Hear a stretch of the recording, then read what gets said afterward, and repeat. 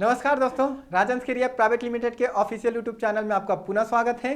तो चलिए आगामी एग्जाम को देखते हुए आज आपके लिए लेकर आए हैं हम लोग बायोलॉजी का थ्योरी क्लासेस, और जिसमें से हम लोग बायोलॉजी का सबसे महत्वपूर्ण जो टॉपिक है सर्कुलेटरी सिस्टम, जूलॉजी सेक्शन का सबसे महत्वपूर्ण टॉपिक सर्कुलेटरी सिस्टम, उसके बारे में आज डिस्कस करेंगे। तो चलिए बिना देरी करते हुए क्लास स्टार्ट करते हैं। तो देखो सर्कुलेटरी सिस्टम होता है तो सर्कुलेशन में क्या होती है तो समझना, सर्कुलेशन में दो चीज़ें होती हैं। जैसे नॉर्मल याद रखना है, सर्कुलेशन को ऐसे समझ सकते हो। देखो नॉर्मल खेत होती है और खेत में क्या होती है, क्रॉप्स होते हैं, फसल्स होते हैं, ठीक है। खेत में क्रॉप्स होते हैं और क्या है, खेत के बगल में ऐसे नहर होते हैं और यहाँ से एक पंप के थ्रू क्या करते हैं, पंप के थ्रू इसको याद रखना, ये पानी को कहाँ पहुँचाया जाता है तो इस फसल में पहुँचाया जाता है।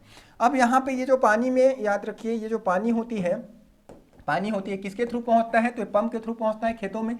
तो अब देखो एजा याद रखना, ये खेत को हमारा पूरा बॉडी मान सकते हैं, पूरा खेत को क्या मान सकते हैं, बॉडी मान सकते हैं। और ये जो इसमें जो फसल है याद रखना, ये जो फसल है इसको हमारे बॉडी का सेल मान सकते हो, ठीक क्लियर है।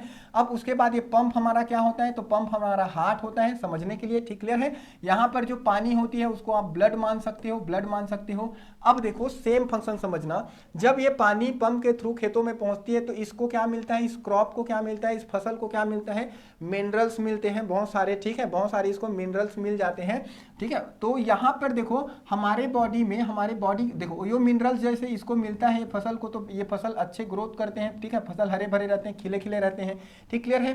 तो सेम वैसे ही याद रखना, जैसे ही हमारे बॉडी में याद रखना हमारे हार्ट के थ्रू क्या होता है, हमारा हार्ट क्या करता है, इस ब्लड को पंप करता है हमारे पूरे बॉडी में, पूरा बॉडी है और बॉडी फिर कहाँ पहुंच जाता है, क्रॉप में पहुंच जाता है। क्रॉप कहने का मतलब है हमारे सेल में पहुंच जाता है, सेल में पहुंचता है। तो जैसे याद रखना, इसको याद रखना मिनरल्स ब्लड के वाटर के थ्रू मिल रहा था। हमारे शरीर में जो मिनरल्स है, हार्मोन्स है, याद रख लीजिए, ठीक है, वो न्यूट्रिशन है, वो सारे के सारे किससे मिलेगा तो ब्लड में रहती है, तो ब्लड से मिलेगा हमारे, ठीक है, सेल को। तो जिस प्रकार पानी मिलने से याद रखना क्रॉप हरे भरे रहते हैं, उसी तरीके से ब्लड मिलने पर हमारा सेल हरा भरा रहता है।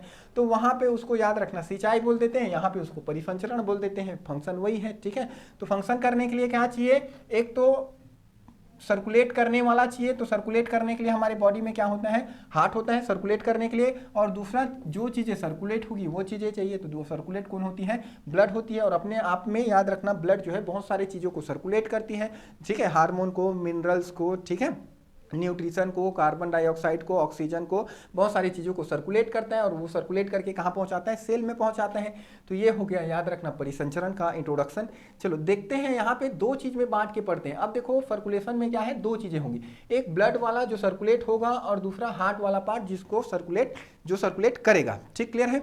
तो यहाँ पर देखिए यहाँ पर ब्लड में हम लोग को क्या क्या पढ़ना है, ब्लड में ये सारे ठीक है टॉपिक्स हमको पढ़ना है। तो देखो ब्लड का बेसिक इंट्रोडक्शन पढ़ना है, ब्लड के बारे में जो बेसिक 8-10 क्वेश्चन पूछे जाते हैं उसको इंट्रोडक्शन में देखेंगे। उसके बाद देखेंगे कंपोनेंट ऑफ ब्लड, मतलब एक जो ब्लड होती है किन किन चीज़ों से मिलकर बना होता है। तो ब्लड में प्लाज्मा पढ़ेंगे, आरबीसी पढ़ेंगे, डब्ल्यूबीसी पढ़ेंगे, प्लेटलेट्स पढ़ेंगे, ठीक क्लियर है। इनके बारे में डिटेल को ही जो डिटेल पढ़ेंगे उसी से ही बहुत सारे क्वेश्चन आपके एग्जाम में पूछे जाते हैं, ठीक है। आरबीसी का जीवन काल, डब्ल्यूबीसी का जीवन काल, कहाँ निर्माण होते हैं, इस तरीके से बहुत सारे क्वेश्चन होते हैं, तो हम लोग यहाँ पे डील करेंगे। उसके बाद याद रखना देखो उसके बाद पढ़ेंगे नेक्स्ट हम लोग ब्लड ग्रुप, और ब्लड ग्रुप में चारों टाइप के ब्लड ग्रुप को पढ़ेंगे, इसके पॉजिटिव नेगेटिव साइड्स पढ़ेंगे, आरएच फैक्टर वगैरह पढ़ेंगे, ठीक है।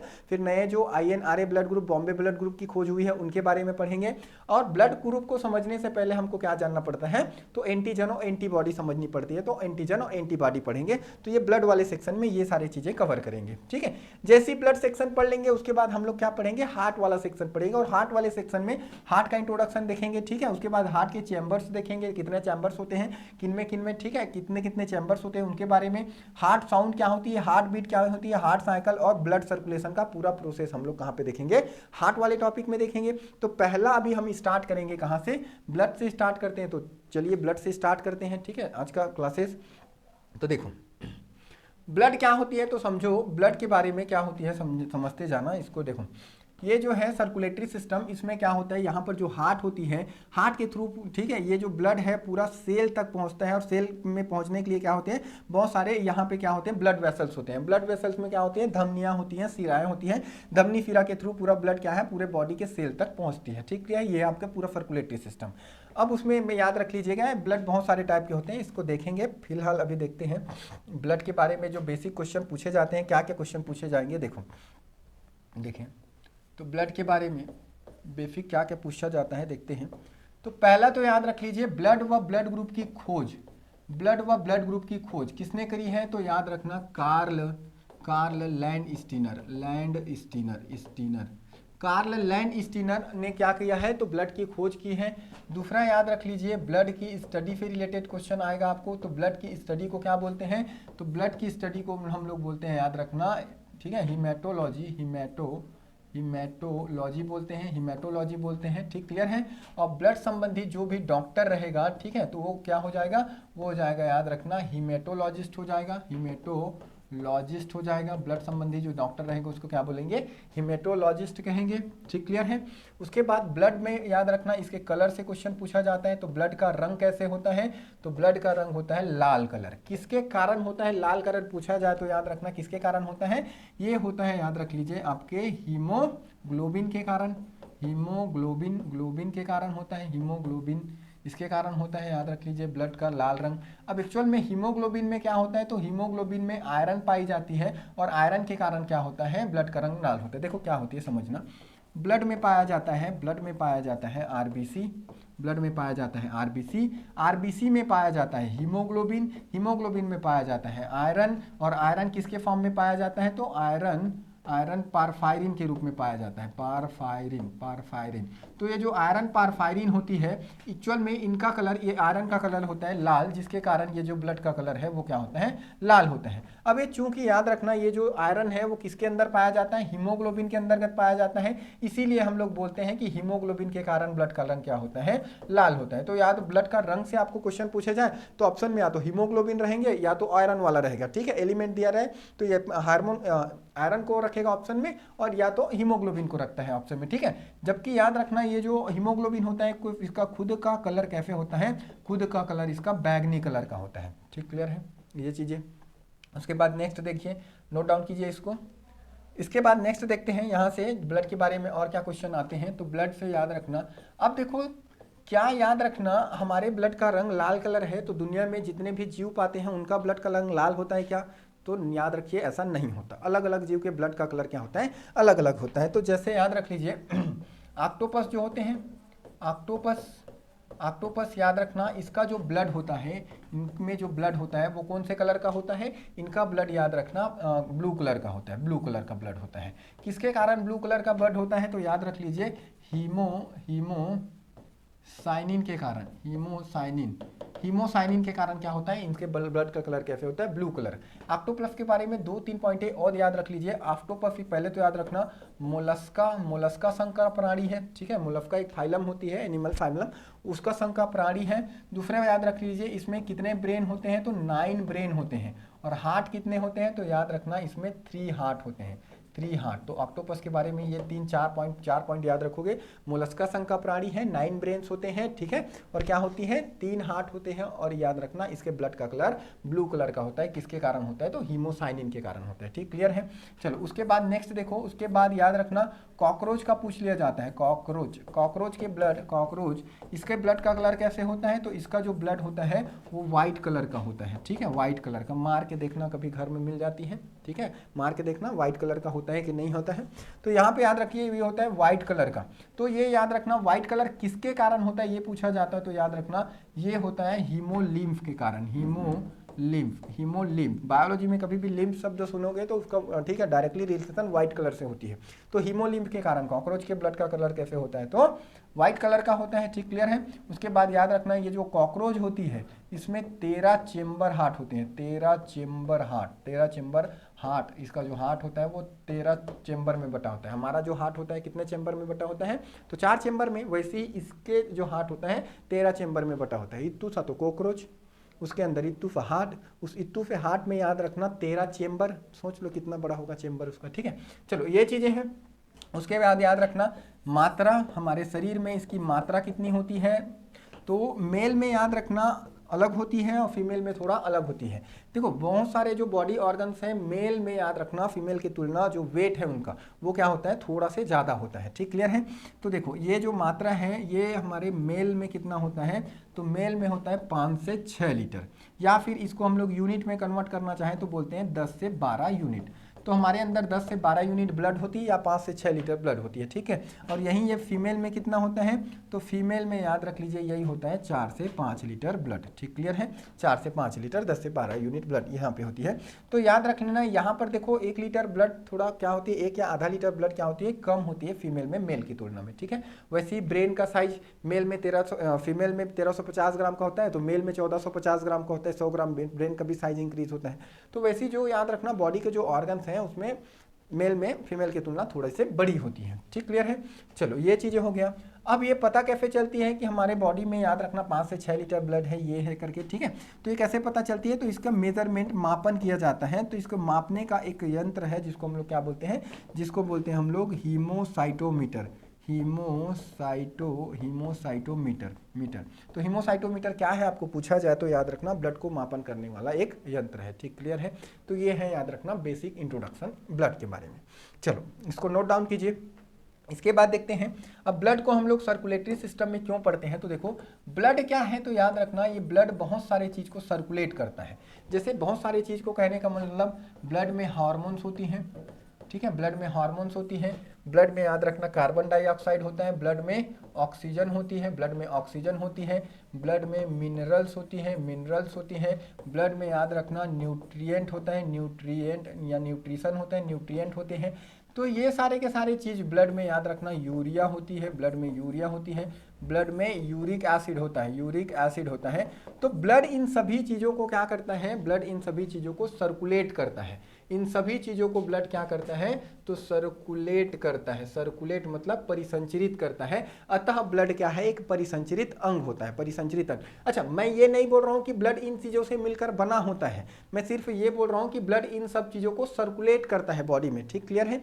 तो ये पॉइंट याद रख लीजिएगा। उसके बाद ब्लड के बारे में नेक्स्ट पॉइंट याद रख लीजिएगा। क्या पॉइंट याद रखोगे, ब्लड एक याद रखना ब्लड एक संयोजी ऊतक है। ब्लड एक प्रकार का संयोजी ऊतक है, ऊतक है, ठीक है, संयोजी ऊतक। कनेक्टिव टिश्यू दो टाइप के होते हैं, एक ब्लड आती है उसमें बोन आती है, ब्लड और बोन दोनों संयोजी ऊतक है। आगे पढ़ेंगे जब भी हम लोग याद रखना ऊतक के बारे में पढ़ेंगे, वहाँ डिस्कस करेंगे। उसके बाद याद रखना ये जो ब्लड होती है वो प्राकृतिक कोलाइडी होती है। ब्लड क्या होती है, प्राकृतिक कोलाइडी विलियन होती है, कोलाइडी विलियन होती है, विलियन होती है, ठीक है, प्राकृतिक कोलाइडी विलियन होती है हमारा ब्लड जो है। उसके बाद याद रखना हमारे ब्लड का, हमारे बॉडी का ऐसा कौन सा पार्ट है, याद रखना लिविंग पार्ट जिसमें याद रखना ब्लड नहीं होती, क्वेश्चन पूछा जाता है। तो याद रखना हमारे बॉडी में जो कार्निया पार्ट होती है, आँख का कार्निया, आँख में क्या होती है, एक भाग होती है कार्निया। ये बॉडी का ऐसा भाग है जहाँ पे याद रखना ब्लड नहीं पाया जाता, ब्लड नहीं होता यहाँ पे, ठीक है। और उन कॉर्निया के बारे में और याद रख लीजिए, जो दान करते हैं, आँख दान, ठीक है, आई डोनेट करते हैं तो किसको डोनेट करते हैं, कार्निया को डोनेट किया जाता है। तो ये याद रख लेना ब्लड के बारे में बेसिक चीज़ें हैं, ठीक क्लियर है। अब देखते हैं हम लोग ब्लड के कंपोनेंट, ब्लड एक्चुअल में किन किन चीज़ों से मिलकर बने होते हैं, क्या होती है ब्लड में, उसको देखते हैं, ठीक क्लियर है। तो देखते हैं कंपोनेंट ऑफ ब्लड। ब्लड में याद रखिए दो चीज़ें होती हैं, एक तो ब्लड का सॉलिड पार्ट होता है और ब्लड का लिक्विड पार्ट होता है। ब्लड के लिक्विड पार्ट को हम क्या बोलते हैं, प्लाज्मा बोलते हैं। ब्लड के लिक्विड पार्ट को क्या बोलते हैं, प्लाज्मा बोलते हैं, जबकि सॉलिड पार्ट को सेल या कार्पल्स बोला जाता है। तो याद रख लीजिए ब्लड में सॉलिड पार्ट ज़्यादा होता है या लिक्विड पार्ट पूछा जाता है, तो ब्लड में याद रखना सॉलिड पार्ट, पूरे याद रखना सॉलिड पार्ट में आता है आरबीसी, डब्ल्यूबीसी और प्लेटलेट, ये सभी मिला के कितने परसेंट होते हैं, तो 45% होते हैं। और प्लाज्मा अकेला क्या होता है, 55%। मतलब ब्लड में लिक्विड पार्ट ज़्यादा होती है सॉलिड पार्ट के तुलना में, ठीक क्लियर है। अब उसके बाद यहाँ से ये भी क्वेश्चन पूछ लिया जाता है कि यहाँ पे पूरे ब्लड में याद रख लीजिए आरबीसी ज़्यादा होता है, प्लेटलेट से ज़्यादा होता है या डब्ल्यूबीसी ज़्यादा होता है, तो इनके मात्राओं का क्रम पूछ लेता है। तो कभी कभी मात्रा का क्रम पूछ लेगा, तो याद रखना हमारे शरीर में इनकी मात्रा सबसे ज़्यादा होती है आरबीसी, फिर होता है याद रखना प्लेटलेट्स, ठीक है, फिर क्या होता है याद रखना प्लेटलेट्स होता है, और उसके बाद याद रखना नेक्स्ट में क्या होता है, डब्ल्यूबीसी होती है। तो मात्रा सबसे ज़्यादा आरबीसी, फिर प्लेटलेट्स, फिर डब्ल्यूबीसी। आपको इसको मात्रा को याद रखना संख्याओं में पूछ लिया जाए तो ब्लड में मिलियंसों में होती है आरबीसी, लाखों में क्या होती है तो प्लेटलेट्स, और किलो मतलब 1000 किलो में होती है आपका डब्ल्यूबीसी। ये पॉइंट याद रख लीजिए। ये तो मात्रा का क्रम हो गया। आपको यहीं पर याद रखना इनके आकार का भी क्रम पूछ लेता है, आकार। तो इनके जो आकार का क्रम होता है तो याद रखना डब्ल्यूबीसी सबसे बड़ा ब्लड सेल है, उसके बाद प्लेटलेट्स, प्लेटलेट्स होता है, ठीक है। उसके बाद याद रखना फिर क्या होती है, तो आरबीसी होती है। तो देखो सबसे छोटा ब्लड सेल क्या होता है, क्वेश्चन पूछा जाता है सबसे छोटा ब्लड सेल क्या होती है, तो आरबीसी, जबकि सबसे बड़ा ब्लड सेल क्या होता है, बड़ा ब्लड सेल वो होती है आपकी डब्ल्यूबीसी होती है, ठीक, क्लियर है। अब कभी कभी इनके रेशियो भी पूछ लिए जाते हैं, याद रख लीजिएगा। तो आरबीसी रेशियो, ठीक है, आरबीसी रेशियो डब्ल्यूबीसी पूछ लिया जाता है। तो ये कितना होता है, याद रख लीजिए, आरबीसी जो होती है, आरबीसी रेशियो डब्ल्यूबीसी ये होता है 600 रेशियो 1। जहाँ पे याद रखना एक डब्ल्यूबीसी पाया जाता है वहाँ पे कितने आरबीसी होते हैं, वहाँ पे होता है 600 आरबीसी, ठीक, क्लियर है, ये चीज़ें हैं। अब अगले क्लास देखो, अब अगला हमारा जो टॉपिक है वो क्या है, वो याद रखना, इनके बारे में डिटेल करना है। इनके बारे में डिटेल करना है कहने का मतलब है आरबीसी, डब्ल्यूबीसी, प्लेटलेट्स और प्लाज्मा के बारे में पूरा डिटेल पढ़ना है। तो आज हम लोग पढ़ेंगे आरबीसी के बारे में और नेक्स्ट क्लास में पढ़ेंगे डब्ल्यूबीसी, प्लेटलेट्स और प्लाज्मा के बारे में, ठीक, क्लियर है। तो कंटिन्यू करते हैं, आज आरबीसी को देखते हैं। तो देखिए आरबीसी, देखो आरबीसी से क्वेश्चन आती है, आरबीसी को क्या कहा जाता है, तो आरबीसी का जो केमिकल और साइंटिफिक नेम होता है वो क्या होता है, इरिथ्रोसाइट्स होता है। आरबीसी को क्या बोलते हैं, इरिथ्रोसाइट्स। अब यहाँ पर देखो आरबीसी से क्या क्या क्वेश्चन पूछता है, तो देखो, तो पहला क्वेश्चन यहाँ से पूछता है इसके निर्माण से। तो आरबीसी का निर्माण कहाँ पर होता है, तो याद रखना ये हमारे बोन मेरो में होता है, अस्थि मज्जाओं में होता है, अस्थि मज्जा।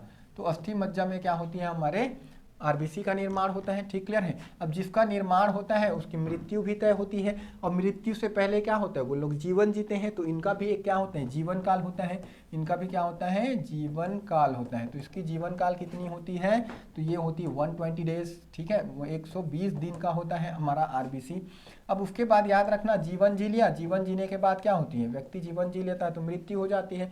वैसे ही याद रखना ये भी अपना जीवन जी लिया तो क्या होता है, इसकी मृत्यु। तो इसकी मृत्यु कहाँ पर होती है, तो इसकी मृत्यु दो जगह होती है, एक तो लीवर में होती है और दूसरा स्प्लीन में होती है। लीवर कहने का मतलब यकृत में होती है, और याद रखना स्प्लीन में होती है। स्प्लीन कहने का मतलब है आपका प्लीहा, प्लीहा।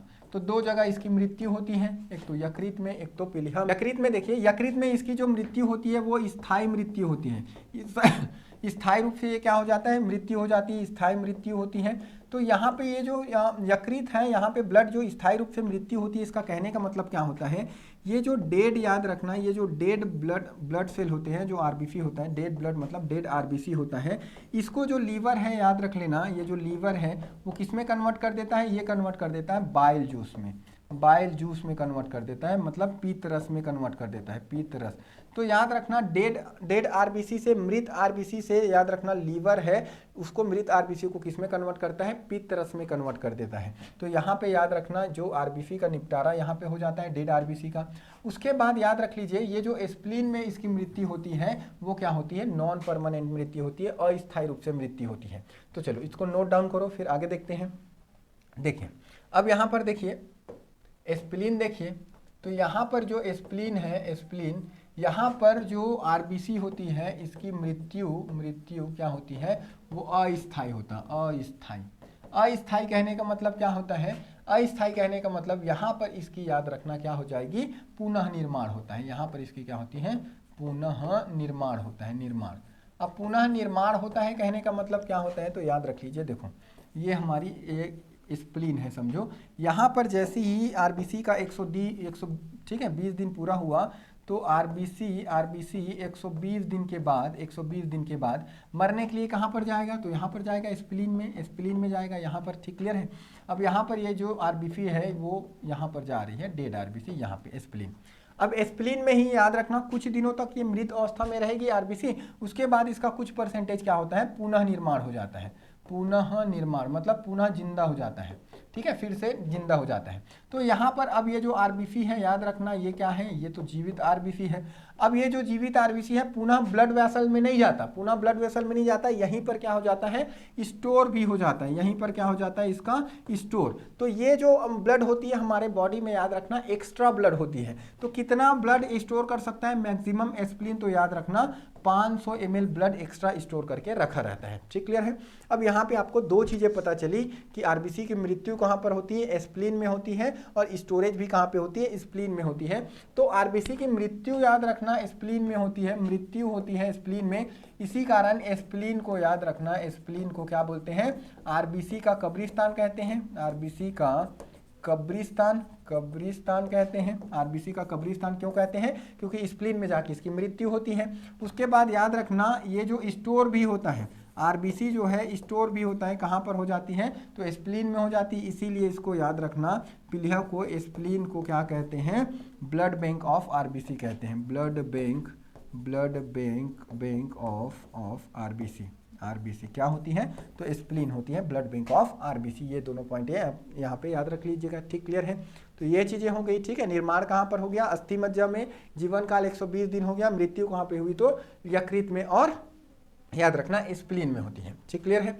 उसके बाद याद रखना जो बच्चे होते हैं, बच्चों में याद रखना, बच्चों में जो आरबीसी होती है, बच्चों में आरबीसी का निर्माण, ये याद रखना, बच्चों में बोन मेरो स्ट्रांग नहीं रहता, तो उस टाइम पर ये आरबीसी का निर्माण कहाँ पर होती है, तो लीवर और स्प्लीन कर रहा होता है बच्चों में, ठीक है। आरबीसी का निर्माण कहाँ पे होता है, तो लीवर और स्प्लीन में होती है, ठीक, क्लियर है। चलिए नेक्स्ट पॉइंट देखते हैं आरबीसी के बारे में। ये जो आरबीसी होती है इसका आकार जो होता है वो कैसा होता है, तो गोलाकार चपटा होता है, गोलाकार चपटा। अभी गोलाकार चपटा शेप आपको समझ में नहीं आ रहा होगा तो ऐसे समझो, एक जेली आता है एक, ठीक है, सॉलिड का, जिसको पानी में डुबोते हैं तो क्या हो जाता है, फूल जाता है। तो उस जेली को पानी में डुबोगे तो फूल जाता है, तो उसको बीच से दबा दो, तो पहले गोल था फिर बीच से दबा दिए तो याद रखना चपटा भी हो जाता है। उसी शेप का होता है आपका, याद रखना, आरबीसी, जिसको हम लोग बोलते हैं गोलाकार चपटे आकार का। उसके बाद देख लीजिए मात्रा, ये जो आरबीसी है हमारे बॉडी में कितने मात्रा में पाया जाता है, तो ये याद रखना मेल में पाया जाता है, मेल में कितना, 5 से 5.5 मिलियन, ठीक है, मिलियन प्रति 100 ml HB, प्रति 100 ml HB, मतलब 100 ml का जो ब्लड है उसमें कितना रहेगा, ये 5 से 5.5 मिलियन रहती है। जबकि याद रखना फीमेल में क्या होती है, थोड़ी कम होती है, 4 से 4.5 मिलियन प्रति 100 ml HB ये होती है, ठीक है, फीमेल में। तो मेल में क्या होती है, आरबीसी की संख्या फीमेल की तुलना थोड़ी ज़्यादा होती है। अब देखो नेक्स्ट पॉइंट याद रखना, आरबीसी नाम में क्या पढ़ते हैं, रेड ब्लड सेल, मतलब आरबीसी क्या है, एक सेल है, आरबीसी क्या है, एक सेल है, बट याद रखना ये सबसे छोटा ब्लड सेल है, क्या है, सबसे छोटा ब्लड सेल है, सबसे छोटा ब्लड सेल है, ब्लड सेल। तो सबसे छोटा ब्लड सेल है, तो अभी इसमें डेवलपमेंट बहुत ज़्यादा नहीं हुई है, ठीक, क्लियर है। तो अभी ये अनडेवलप्ड ब्लड सेल है, ठीक है, पूरा कंप्लीट डेवलप नहीं हुआ है। तो याद रखना आरबीसी में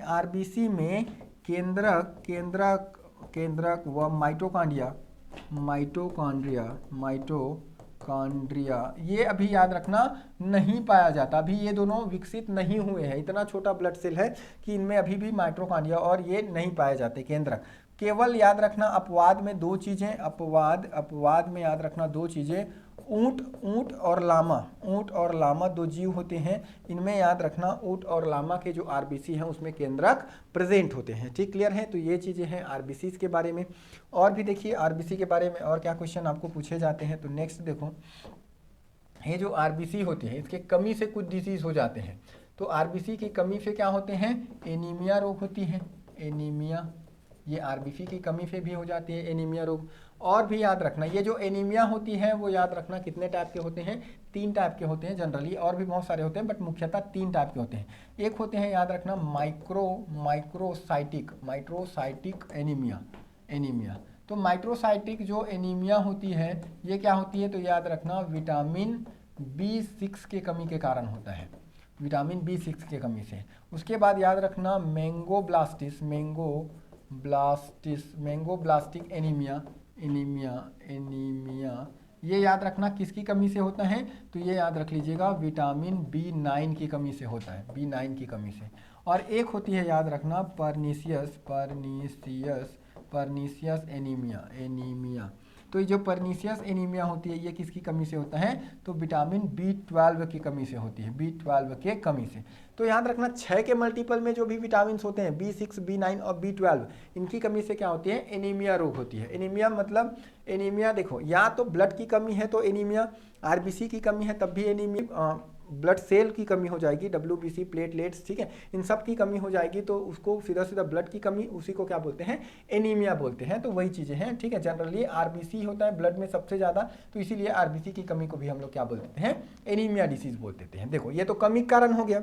अब देखते हैं इसके ज़्यादा हो गया तो क्या हो गया, तो RBC याद रखना ज़्यादा हो गया तो यहाँ पर एक डिसीज होती है पॉलीसाइथेमिया, पॉलीसाइथेमिया रोग होती है। और ये पॉलीसाइथेमिया रोग में क्या होती है, ब्लड जो है वो ब्लैक पड़ जाता है, काला पड़ जाता है। ब्लड का कलर कैसे हो जाता है, ब्लैक पड़ जाता है। अब देखो हमको पता है RBC का जीवन काल कितना है, तो 120 दिन। तो नॉर्मल याद रखना, नॉर्मल RBC 120 दिन जीता है, ठीक है, 120 दिन RBC का जीवन काल होता है ये, ठीक है।